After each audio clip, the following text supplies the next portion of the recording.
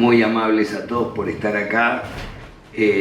Para mí este es un momento muy importante porque nosotros hace ya más de un año que queríamos empezar con charlas que sean de interés, de formación, de adentrarnos en los desafíos que tiene para nosotros hoy como argentinos la crítica situación que pasa el país, y uno de los aspectos que más nos importan, y sobre todo para los jóvenes que están acá presentes, es el aspecto de dar la batalla cultural para no perder nuestra fe, no perder nuestros valores, no perder nuestra identidad. Y en ese orden de cosas, como venimos trabajando en esto, qué es lo que articulamos, qué temas son de interés y quiénes los van a dar, y de golpe surgió la posibilidad, antes que tengamos todo esto estructurado, que Mamela Fiallo-Flor, que está acá, pudiéramos aprovechar. Así que dijimos, bueno, no tengamos todo listo y articulado como queremos, pero vamos a aprovechar esta oportunidad. Yo le voy a dar la palabra para que la presente como corresponde al vicepresidente de NOSCABA, que es Martín Ceballos Ayerza, y inmediatamente después de la presentación vamos a tener el gusto de escuchar la Mamela. Gracias a todos.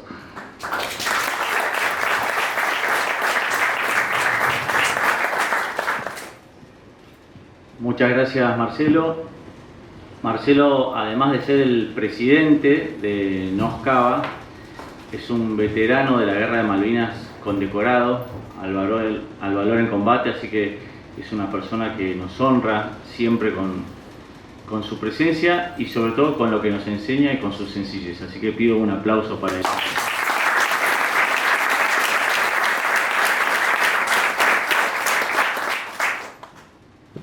Les cuento que antes que nada quería agradecer a Luis Borsone, presidente de esta asociación que habló recién, por recibirnos hoy acá, a Carlos Cafiero y a todo el personal de la Asociación Biblioteca de Mujeres, y también agradecer a Jerry y a Juan Manuel Del Hoyo, que hicieron posible que podamos estar hoy acá, así que muchas gracias también, Juan, por tu amistad y por tu ayuda.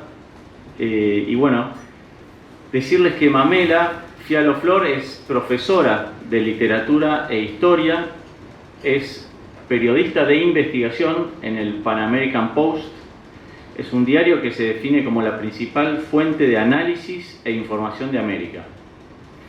Es muy reconocida por su trabajo en los medios de comunicación y por su presencia en redes sociales. En lenguaje más corriente podemos decir es una importante influencer de los valores, de la vida, de la familia en toda Latinoamérica. Y un detalle no menor es que ella es ecuatoriana, pero estudió y vivió mucho tiempo en Buenos Aires, así que yo puedo decir que a los porteños y a los argentinos nos conoce al dedillo. Y bueno, ese conocimiento, por supuesto, aporta muchísimo para esto que es la batalla de la cultura, la batalla cultural. Quería agradecer la presencia de todos ustedes y invitarlos. En los asientos hemos dejado unos códigos QR donde pueden después anotarse a diversas actividades que vamos a seguir haciendo, porque esta batalla, al igual que la era Milei Villarroel, recién comienza. Muchas gracias.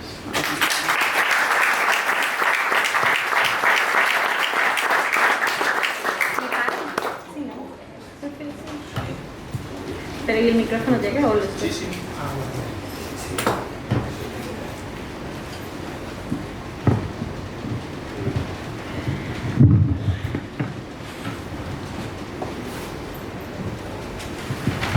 ¿Qué tal? Buenas noches. Me voy a poner de pie porque hace calor, está húmedo y si están sentados no van a dormir.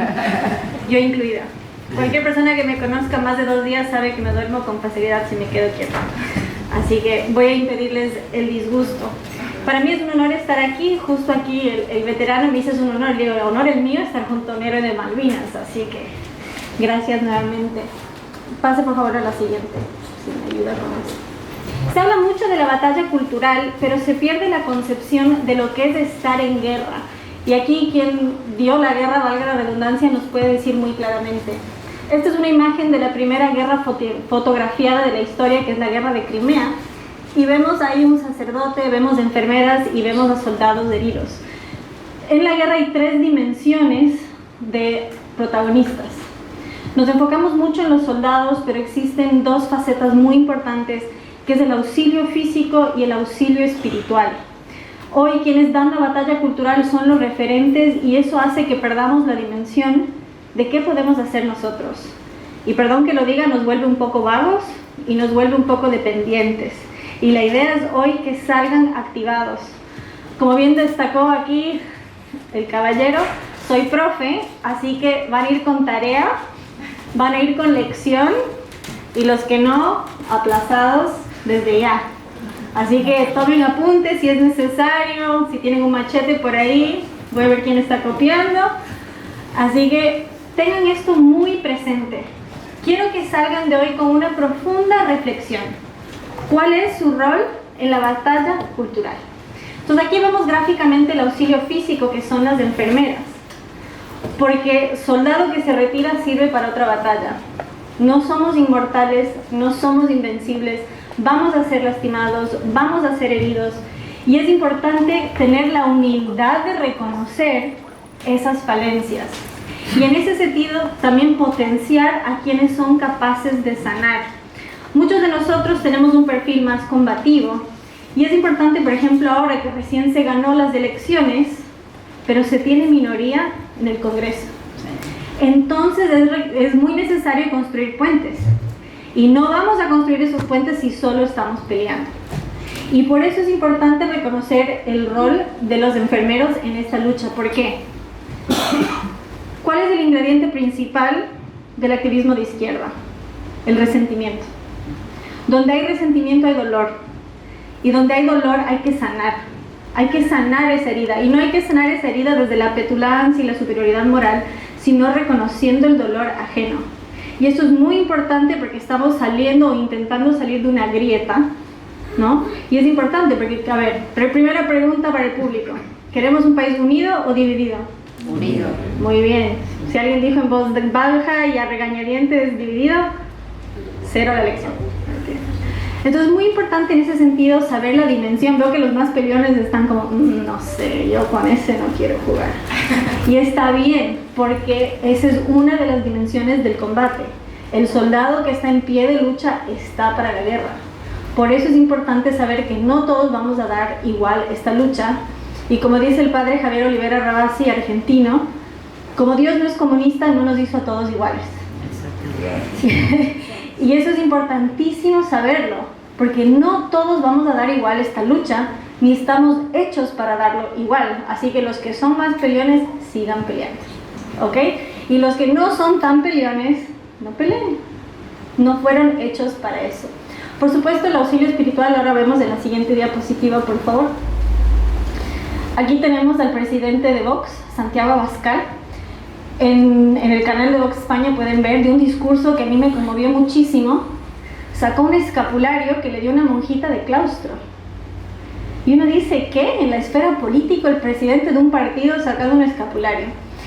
Y levantó el escapulario, palabras más, palabras menos, dice: la retaguardia orante sostiene la vanguardia militante. Esto nos habla primero de una cohesión.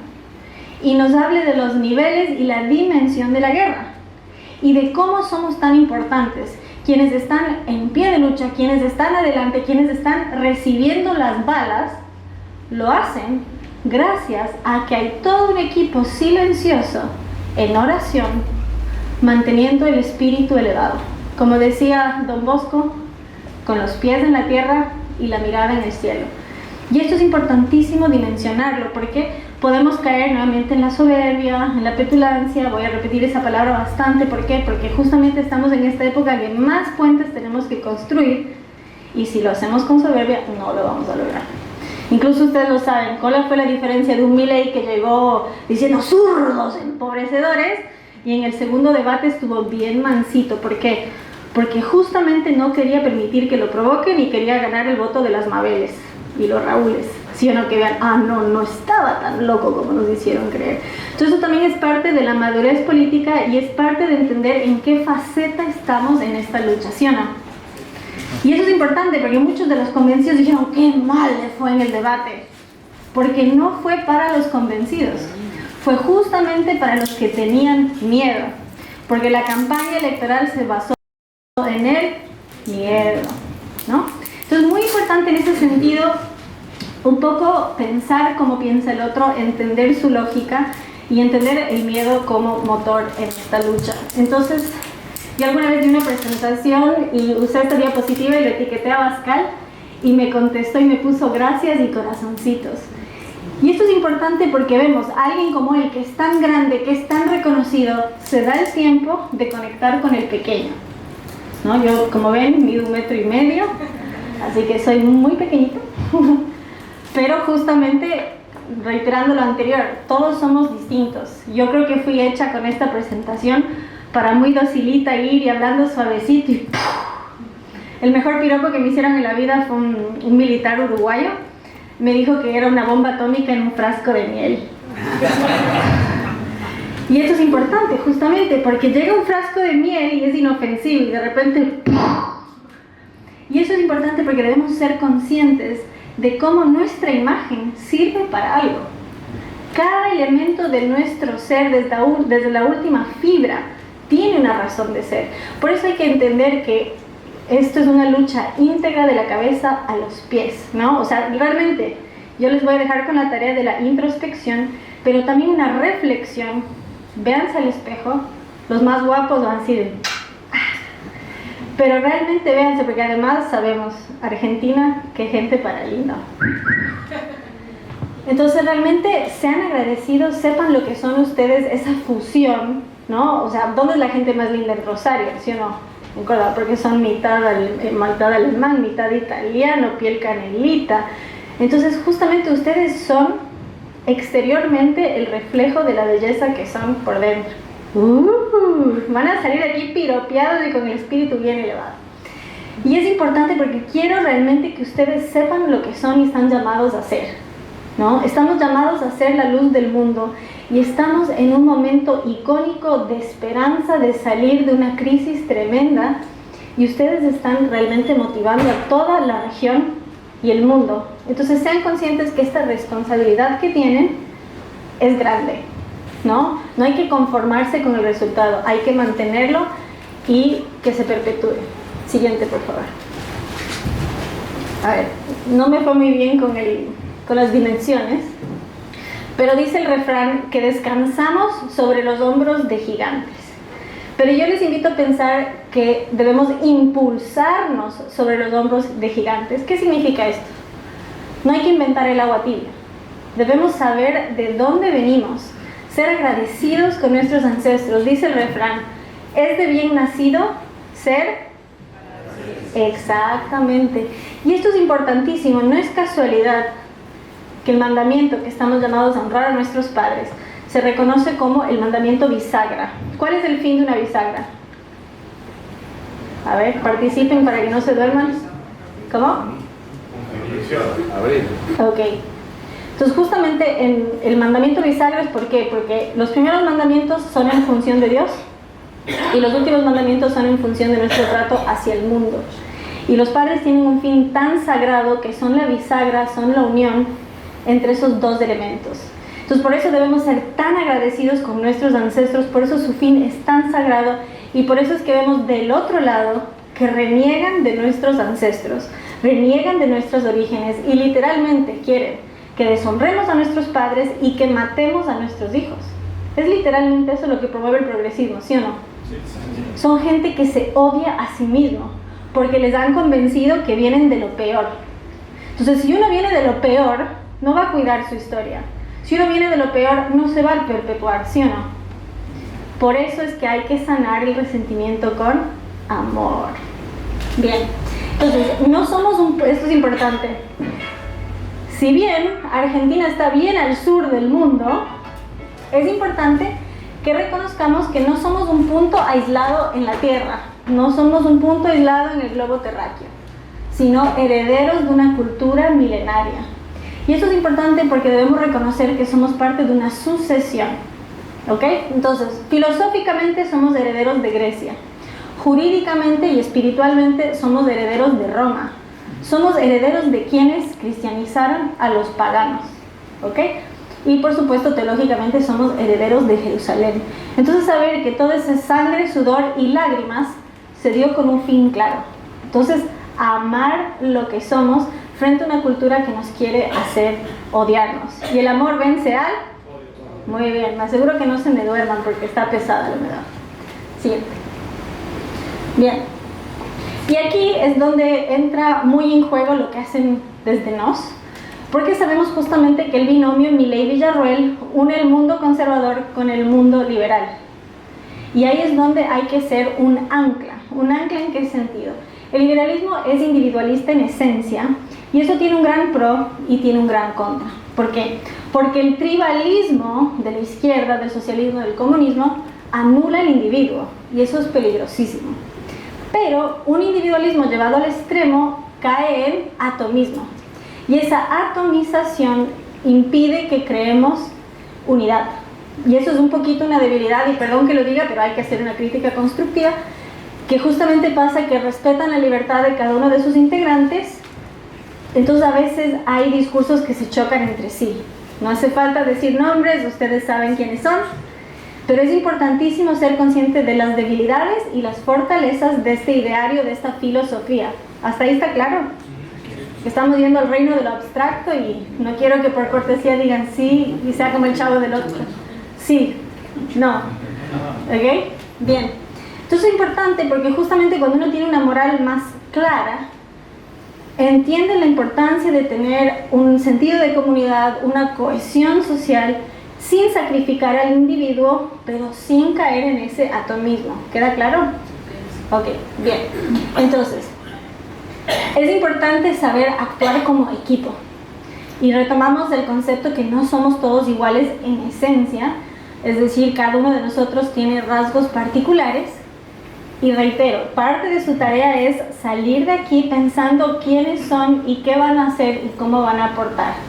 Entonces, ¿van a ser un portavoz? Por ahí los tímidos, bajen la mano. ¿Van a ser un difusor? Porque no es lo mismo, ¿no? Porque hoy en día en la era digital uno puede ser la tía que manda los WhatsApp con piolín, ¿no? Que no falta todos los días, buenos días con florecitas. Eso se convirtió en un fenómeno político-social y le dio el triunfo a Bolsonaro en Brasil. Les llamaban as tiazinhas do Zap, las tías del WhatsApp. Entonces ustedes saben que todos los días, buenos días, que Dios le bendiga, la florecita, el piolín, eso se propaga, ¿no? Entonces puede ser un poco intenso, denso, un poco odioso, y más cuando ya están jubilados, ¿no? Los jubilados en WhatsApp son un poquito más intensos que los demás, ¿ok? Entonces, saber ser difusor, que no es necesariamente lo mismo que portavoz, y estar en territorio. Esto es importantísimo porque si limitamos lo que hacemos a redes sociales, no llegamos a lo más profundo de la ciudad y del país. Yo tuve el gusto de estar en José Cepaz, ¿no? Que es fascinante. Me invitaron a José Cepaz y fue un cachetazo de realidad, porque el punto de referencia era nos vemos en el pavimento. Entonces, eso era el punto de unión entre la civilización y la barbarie, ¿no? Y saber que a kilómetros de una gran urbe, la gente no tiene alcantarillado, la gente no tiene asfaltado, ¿no? Entonces uno se queja porque hay un hueco en la vereda, porque está desnivelado, pero esa gente ni siquiera tiene medidas básicas de higiene y sanidad. Y esa es la realidad de alguien a pocos kilómetros de distancia, ¿no? Entonces es muy importante no desvincularnos de esa realidad, ser menos severos en nuestros juicios a las personas que están en esa realidad, porque puede ser muy chocante, ¿no? Entonces por eso es muy importante tener esta cohesión social de no desvincularnos del otro. Sí. Bien. ¿Quién de aquí ha escuchado el término tarefero? Son muy porteños en este punto. Totalmente. En honor a la verdad, yo lo descubrí hoy. Este es un monumento en la provincia de Misiones. El tarefero es el agricultor que carga la cosecha y que, tengo entendido, gana muy poco dinero. Entonces es importante saber eso, que también es parte de lo que les digo de tener esta conectividad. Argentina es un país gigante, es del tamaño de algunos continentes, o sea, como referencia, Ecuador es del tamaño de la provincia de Buenos Aires, y también lo es Francia. O sea, varios países de Europa entran en Argentina. Entonces, no solo conectar con las personas del conurbano, sino también conectar con las otras provincias. Entonces, saber, por ejemplo, estos referentes culturales. Entonces, estos referentes culturales nos hablan de un monumento al tarefero. Entonces, rescatar la cultura del trabajo es algo importantísimo, porque tristemente en Argentina hay 3 generaciones que nunca trabajaron, ¿no? Los famosos planeros. Entonces, es importante, no uno desde, porteño, yo y mi comodidad, sino también conectar con ejemplos del campo, de la realidad de un tarefero, palabra que descubrieron hoy, yo también. Y eso nos da un cachetazo de realidad de algo que desconocemos que pasa en este mismo país, ¿no? Entonces a ustedes espero salgan pensando cuánto nos falta conocer y que los comprometa a justamente ser parte de esa sociedad y conocerlo más en profundidad. Entonces, es importante acudir al pasado para promover un presente y un futuro de prosperidad. Y eso se logra precisamente con una cultura de trabajo. Siguiente. Y aquí va lo más polémico. Tristemente, el concepto de justicia social se ha distorsionado. Lo ha apropiado el discurso progresista y le ha convertido en sinónimo de dependencia estatal. Y ese no es el fin de la justicia social. Y eso es importantísimo porque no hay que permitir que se apropien de los conceptos. ¿Quién quiere leer el titular? Nada, chica, más el Estado que la caridad. Muchas gracias. Y esto va a generar... A ver, perdón que tengo un caramelo en la boca. Esto va a generar un destape en la cabeza de muchos. ¿Por qué? Porque tristemente luego de décadas de asistencialismo, el querer ayudar al otro genera incomodidad. Porque por cuántas generaciones se lo ha hecho a través del Estado. Y por eso insisto, nada chica más del Estado que la caridad. Es decir, en una sociedad que tanto habla de derechos, es hora de hablar de deberes. Por algo se habla de darle al César lo que es del César. Y estamos haciendo que el César haga lo que es de Dios. Donde se pide un Estado agigantado es porque el cristiano no está haciendo su labor. Gracias, muy amable. Ven cómo me oprime el patriarcado. Entonces, esto es importantísimo, importantísimo. Siempre uso el ejemplo muy gráfico. Un día estaba subiendo el subte, un señor tiró la basura en el tacho y se cayó. Y le digo, señor, se le cayó. Y me dice, y lo tiré, pero para eso pago impuestos. O sea, paga impuestos para que alguien levante su basura. A ese, buenas noches, Vito, bienvenido. De nada. Entonces es importantísimo ver a qué punto de dependencia estatal hemos llegado, que no puedes levantar la basura del piso. Esa tercerización de la responsabilidad y esa holgazanería, ustedes lo habrán visto. Y con esto espero no digan, ay, viene este ecuatoriano a hablar mal de nosotros, porque esa no es mi intención. Si quieren hago una autocrítica a mis compatriotas después. Bien, entonces esto es importantísimo. Hay que actuar con el ejemplo. Yo una vez tuve un debate con una feminista, y aquí pueden reírse un poco de mis compatriotas. En el norte de Ecuador hablan sin verbalizar, con la boca bien cerrada. Entonces me dice, ¿y usted, compañera? ¿Usted qué hace como labor social? Y le hablé filosóficamente y me dice, pero diga, acción concreta, ¿usted qué hace? Mira, también puedo hacer la autocrítica a mis compatriotas.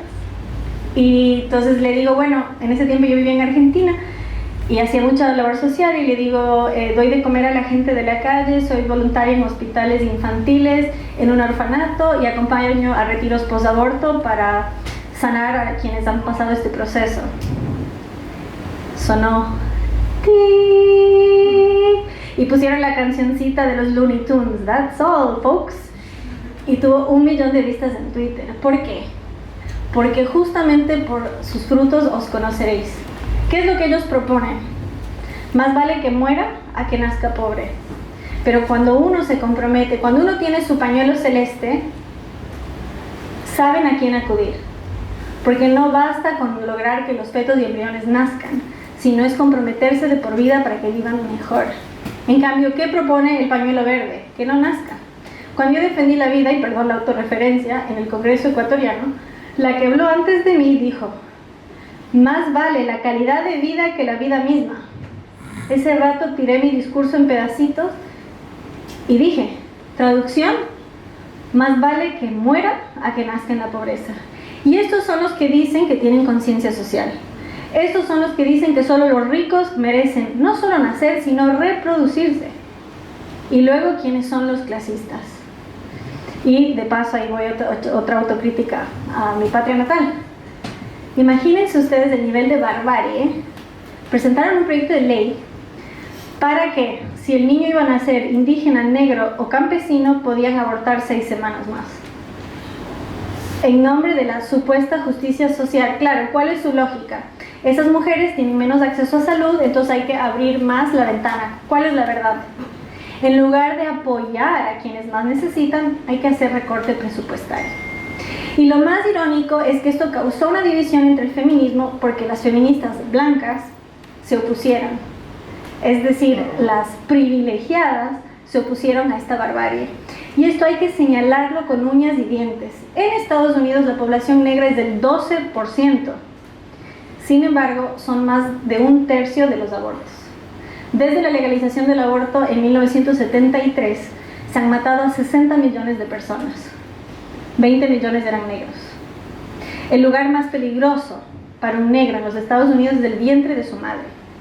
Pero Black Lives Matter fue fundada por 3 transfeministas que promueven el aborto como un derecho. ¿Les importan las vidas negras? Solo cuando conviene. Esto es importantísimo y por eso es que hay que ir al fondo de estos discursos y dejar en claro dónde está la verdadera empatía. Entre quien quiere mejorar las condiciones de vida y entre quienes proponen eliminar al que más sufre, al que más necesidades tiene. Y por eso reitero que nada elimina este discurso que ayudar al que menos tiene. Que no sea suficiente con que levanto mi pañuelo celeste cuando se defiende un proyecto de ley o cuando se lucha contra un proyecto de ley, sino realmente comprometernos para que haya mejores condiciones de vida para las personas. ¿Ok? Así que esa va a ser su siguiente tarea. Les voy a hacer seguimiento. Bien, entonces hay que llegar a los que más nos necesitan. Siguiente. Bien. Ahora, el arte como referencia. Ustedes sabrán que la reta permitió todo tipo de horrores en esta ciudad, ¿no? O sea, no hace falta nombrar unas cuantas exposiciones grotescas y ahí es cuando uno ve realmente de qué lado están.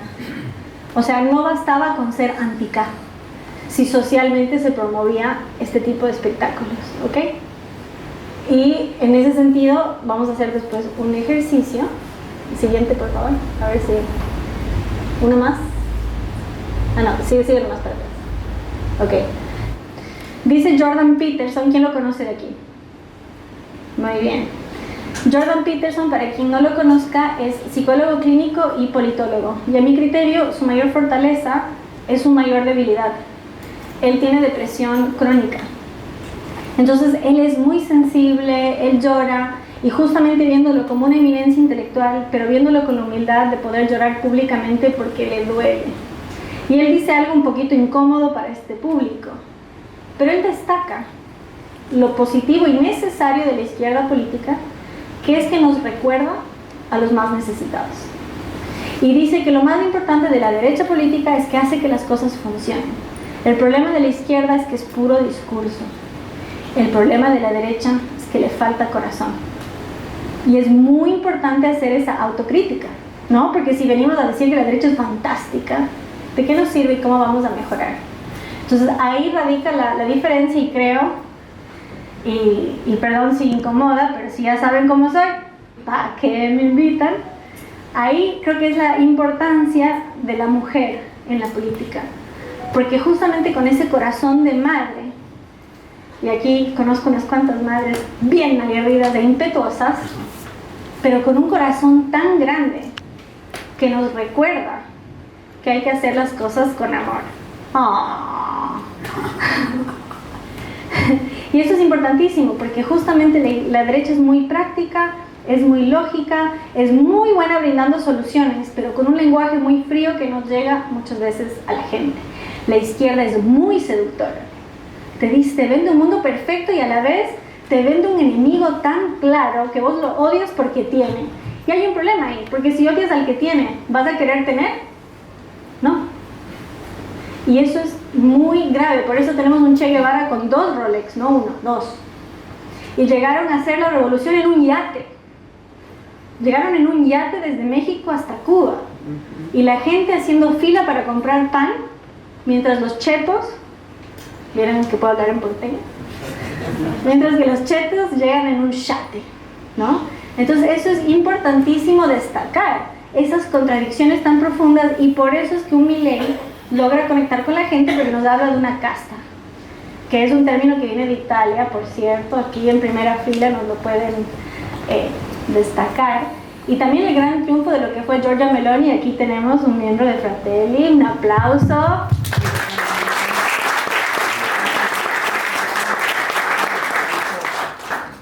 Y ya que estamos hablando de Fratelli, ¿supieron el caso recientemente de una nena de apenas 8 meses que le desconectaron en un hospital inglés? Ahí hay un gran problema. No es el primer caso y lamentablemente no será el último. El Estado se está adueñando de los niños. El primer caso, o al menos el primer caso que yo conocí, fue Charlie Gard. Charlie Gard, los padres recaudaron $1 millón para llevarlo a un hospital en Estados Unidos, y el gobierno británico no solo no lo permitió, sino que demandó a los padres, y era el Estado y Charlie Gard contra sus padres para no poder sacarlo del país. Ahora, Italia, por medio del gobierno de Giorgia Meloni, intentó llevar a Italia a esta nena para salvarla. Y aquí, ya que estamos en un público afín, el aspecto espiritual, porque esta es una batalla cultural, pero una guerra espiritual. La pequeña no era bautizada y sus padres tampoco. Y sus padres la bautizaron, ¿por qué? Porque dijeron, ya que vimos que el mal existe de forma tan palpable, entonces el bien también debe existir. Y ya que no pudieron salvar su vida, al menos querían salvar su alma. Y ahí vemos la profundidad de la perversidad de un Estado que pretende ocupar el lugar de Dios al decir quién vive y quién nace, quién muere y quién no, y el discurso de la eutanasia que comienza con los que sufren y termina desconectando a una bebé de 8 meses, porque la idea es que es libertad, ¿no? Es la libertad de elegir. ¿Qué libertad tuvo esa pequeña? Ni siquiera sus padres la pudieron salvar, ni siquiera ofreciendo, porque además declararon su tutor legal al director del hospital Bambini Gesù, que es el mejor hospital de Europa y que de hecho opera bajo el Vaticano. Al director del hospital le declararon su tutor, o sea, él tenía la tutela legal de ella y no pudo hacer nada para salvar su vida. Qué ruindad como sociedad no poder salvar a una bebé de 8 meses. Entonces, cuando nos vengan a hablar que son primer mundo y nosotros estamos en vías de desarrollo, vemos que los conceptos están un poquito equivocados, ¿no? Que ese falso desarrollo no sea la retórica, ¿no? O sea, realmente hay que poder pelear con uñas y dientes y que vengan de a uno, que ahí vamos, ¿no? Y por eso creo fielmente que las madres tienen como las mamás leonas, que saquen sus garras, porque realmente, ¿no? Y así pasó con Messi cuando cuando mandó un montón de aparatos y no los dejaron entrar. Exactamente, entonces ese es un gran problema cuando el Estado no permite la agencia privada, la ayuda de los demás. ¿Por qué? Porque nuevamente reitero, nada debilita más el Estado que la caridad. Y por eso es que debemos ser aún más caritativos y luchar activamente para poder ayudarnos los unos a los otros, porque estamos llamados a amar al prójimo. Siguiente, por favor. ¿Cómo vamos de tiempo? ¿Cuánto falta? ¿A qué hora empezó? No sé qué. No, pero digo, por ahí me extiendo. Son las 8. Sí, pero por ahí otros tienen compromisos. Bien, ahora, es importante que salgamos de aquí con un sentido de propósito. Ante una hora que solo habla de derechos, es hora de hablar de deberes, que ya se dijo anteriormente, pero ya saben, la profe va a repetir conceptos para que les quede bien clarito, como un taladro. Y basta de deshumanizar a infantes. Comienzan con matarlos en el vientre, ahora los matan después. De hecho, jurídicamente ya se habla del aborto de cuarto trimestre. Y aquí vemos una contradicción lógica, ¿no? 3 trimestres. ¿Qué es esto de cuarto trimestre? Es los 3 meses después de haber nacido. ¿Y en qué casos pretenden esto? En el caso, por ejemplo, de espina bífida.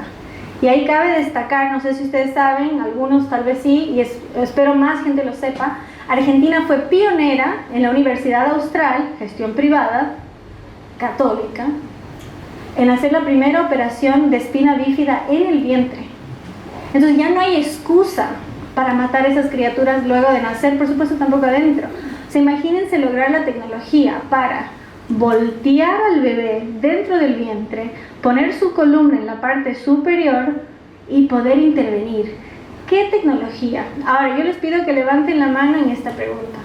¿Ustedes quieren un sistema de salud donde los médicos estén dispuestos a matar o donde estén dispuestos a todo para salvar? ¿Salvar? ¿Matar? Si alguien levanta la mano se va. No. Entonces, es muy importante llevar el debate a la lógica, hacer entender que en el momento que en un sistema de salud el médico esté dispuesto a matar, entonces ¿cuál es su motivación para salvar? ¿No? Aparte, ¿qué nos dice la obra 1984 de George Orwell? La libertad es decir que 2 más 2 es igual a 4. La libertad es decir que son 3 trimestres y no 4, ¿no? Entonces ya cuando hay un error lógico, dirán en mi país, huele a pescado. Y ahí sabemos que el pescado puede ser rico, pero huele, entonces, sospechoso, ¿ok? Entonces, es hora de asumir la responsabilidad que nos exige la libertad, porque la libertad se cuida o se pierde. ¿Sabían que en España en esta semana se prohibió rezar el rosario públicamente? ¿Queremos llegar a ese punto? No. Hay que difundirlo, se debe saber. Lo dijo la diputada de Vox, Rocío Meer, o Mir, no sé cómo se pronuncia, porque la sigo en Twitter, pero nunca la escuché verbalizarlo. Si un montón de musulmanes hacen su oración y uno protesta, dirán racismo, que no es una raza, no es una etnia, uno puede ser de cualquier color y ser musulmán, pero sí te pueden prohibir rezar un rosario. Entonces, ¿dónde está la igualdad si un credo se puede practicar y otro no? En Inglaterra es prohibido rezar afuera de una clínica de abortos. Recientemente fue detenida una mujer porque estaba parada afuera y dice, señora, ¿está rezando? O sea, capaz estaba pensando en que iba a hacer para la cena. O sea, imagínense llegar a un punto que la policía los interrogue, ¿estaba rezando, señora? O sea, no podemos llegar a ese punto, ¿no? No hay que, si ya pasó en Inglaterra, ya está pasando en España, ya está pasando en un país hispano parlante, no hay que permitir que llegue a esta orilla. Siguiente, por favor. Bueno, no sé, porque se cuadró un poquito. Entonces ya para ir cerrando, hay que saber la importancia de los memes en la batalla cultural. Veo que los más jóvenes del público se están riendo y di una charla similar y los jóvenes están, ¡sí, los memes!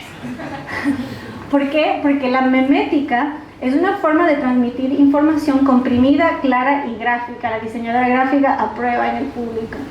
Entonces, esta es una generación que tiende mucho a la depresión. Entre otras cosas, porque la sobreexposición a las pantallas baja el cortisol, o sea, hay toda una razón de ser. Pero a través de los memes se está evangelizando, este meme me encanta, se hace mucho contraste un poquito de la cursilería que pueden hacer las chicas. Entonces le dice, estoy triste, no te preocupes, estamos contigo, amigui. Están ahí todas las chiquis, o las chichis que dicen aquí. Y aquí viene un fortachón y dice, estoy triste, y aparece nuestro Señor, estabas. Y viene el fortachón, viva Cristo Rey. Entonces esta es una forma divertida de evangelizar, muy, muy sintética, y que justamente nos da una alternativa. ¿Por qué? Porque hay una crisis de masculinidad real. Y esto tristemente en Argentina se ha visto de forma muy palpable a través del caso de Lucio, ¿no? Donde el hombre ha sido desplazado como ciudadano y donde hay una supremacía de la mujer, primero en materia de custodia y luego la vida misma, ¿no? Entonces por eso es tan importante este contraste entre lo masculino y lo femenino y de ver este refugio, ¿no? Y de cómo nos fortalece, porque donde todo falla, hay uno que nunca falla. Entonces, frente a este ataque a la masculinidad tóxica supuesta, hay una masculinidad triunfante. ¡Viva Cristo Rey! Sigue bien. Y aquí vemos con los Power Rangers y con Dragon Ball. Entonces dice mi mamá, hoy viene tu primo ateo, compórtate por favor. Entonces ahí sale, hola primo, bendiciones, ¡viva Cristo Rey! Entonces el equivalente femenino sale la Power Ranger rosa, ¡viva Cristo Rey! Entonces es una forma divertida, porque hoy fui al Congreso de la Nación y un chico que no era muy masculino que digamos, tenía una campera que decía atrás Godless Youth, o sea, juventud sin Dios, y no era muy joven que digamos. Entonces vemos que se jactan de ser promotores de una sociedad sin Dios, pero realmente era una persona lúgubre en su presencia y en su esencia. Entonces justamente, y se me escapa la frase de San Juan Bosco igual, que dice que la mejor forma de profesar el ser cristiano es ser feliz, ¿no? Entonces es muy importante que nosotros seamos un reflejo de aquello que queremos ser y la sociedad en la que queremos vivir, y que sea divertida, ¿no? Porque si defiendo, ¡ay, la virtud! Y aburrido. Entonces realmente hay que hacerlo de una forma contagiosa, una forma alegre, una forma que realmente que sea una fiesta. ¿Vieron? No sé si hay protestantes en el público. Bueno, ¿vieron el capítulo de Los Simpsons? Es muy divertido cuando se ve el contraste del cielo protestante y el cielo católico. Y el cielo protestante está bueno, juegan al cricket, usan camisas polo, es todo colores pasteles, es re tranquilo. Y el cielo católico están los italianos, los mexicanos, los irlandeses, están a los tiros, hay piñata, mariachis, ¿no? Entonces Marge, que es así, toda ella estilizada, ella estaba en el cielo protestante, muy tranquila, muy feliz, y Homero y Bart, donde está el Bart, ¿no? Entonces es muy divertido eso, ¿no? O sea, no es que el cielo protestante era negativo, era muy sereno, muy tranquilo, ¿no? Entonces es una forma muy divertida de decir las cosas y también jocosa, ¿no? Porque tampoco es que es un cielo solo, sino así como somos, ¿no? Siguiente, por favor. Entonces, no les veo tomando nota, pero espero tengan buena memoria. ¿Qué es lo que se debe hacer? Tener un público objetivo. No todos aquí vamos a llegar al mismo público. Y esto es importante, porque si vamos a llegar a los mismos 4 gatos, no sirve de nada. Si cada uno de ustedes llega a 10 personas, ya aquí llegamos a miles, ¿ok? Entonces, 2, crear contenido atractivo, nuevamente. O sea, si esto va a ser aburrido, váyanse al rincón, ¿ok? Castigados. 3, transmitir para generar reacción. Ahí está mi querida Meteficha. Entonces hay que ser así, ¿no? Hay reacciones que van a ser picantes. Yo recién hice una historia donde tenía que bajar un plato para el desayuno y como soy peticita no podía, y tuve que saltar y hacer toda una acrobacia. Y dije, yo no entiendo cómo siendo tan chiquita genero tanto odio. O sea, realmente la gente cuando yo llego me dicen, solo es eso, ¿no? Entonces, ¿por qué? Porque tu luz altera sus demonios, ¿ya? Entonces esto es importante. Si estamos llamados a ser la luz del mundo es precisamente porque abundan las tinieblas, pero debemos ser una luz que alumbra y no que encandila, ¿ok? Y esto es importante porque si la luz quema, no van a verla, les va a doler demasiado. Entonces por eso debemos ser muy inteligentes en la forma que transmitimos. Y yo recién entendí la alegoría de la sal de la tierra, primero porque como latino le ponemos sabor, y eso es importante. Esto le dije en el programa de un puertorriqueño y se rió mucho porque ellos dicen sabor, tú sabes. Pero también la sal preserva. Esto nos habla de un tiempo en el que no había refrigeración. Entonces el preservar es mucho más profundo que solo echarle un poco de sal. Entonces realmente entender la profundidad de esta alegoría. Bien. Y como hispanos que somos, descendientes de conquistadores, debemos conquistar mentes y corazones. Y eso es muy importante. En el cortejo entre hombre y mujer hay una conquista. No viene como un troglodita, le da un golpe con un mazo y le sube sobre el hombro. Espero no haya sido así como ustedes llegaron al mundo. Sé que yo no, mi papi le hizo un poema a mi mamá, está en YouTube, convertido en canción, por un gran compositor. Y me parece la cosa más hermosa del mundo. Todavía ni le había dado un beso y ya le compuso un poema. Entonces, eso es conquistar, es cautivar, ¿no? Entonces, si estamos llamados a conquistar mentes y corazones, no lo vamos a hacer con un mazo, ¿no? Al menos que a ustedes les gusten cosas medio rudas, no se háganse ver. Pero realmente hay que saber llegar al otro. ¿Ok? Siguiente. Bien. Entonces, aquí es mi canal de YouTube, La Hora de la Publicidad. Me pueden seguir en YouTube como Mamela Fiallo, en Instagram Mamela Fiallo Flor. Ay, No se vaya. Y tener muy presente que si bien la batalla es cultural, la guerra es espiritual. Es una lucha frontal entre el bien y el mal, y eso nos dicen nuestros amigos de Vox hoy en día que les prohibieron rezar el Santo Rosario. Es de frente la lucha contra el mal, y aquí tienen un buen referente entre los suyos para apoyar en esa lucha. Así que les comparto en mis redes para que puedan seguir mi trabajo. Bienvenidos a cualquier retroalimentación. TikTok no uso porque está en manos de comunistas. Muchas gracias.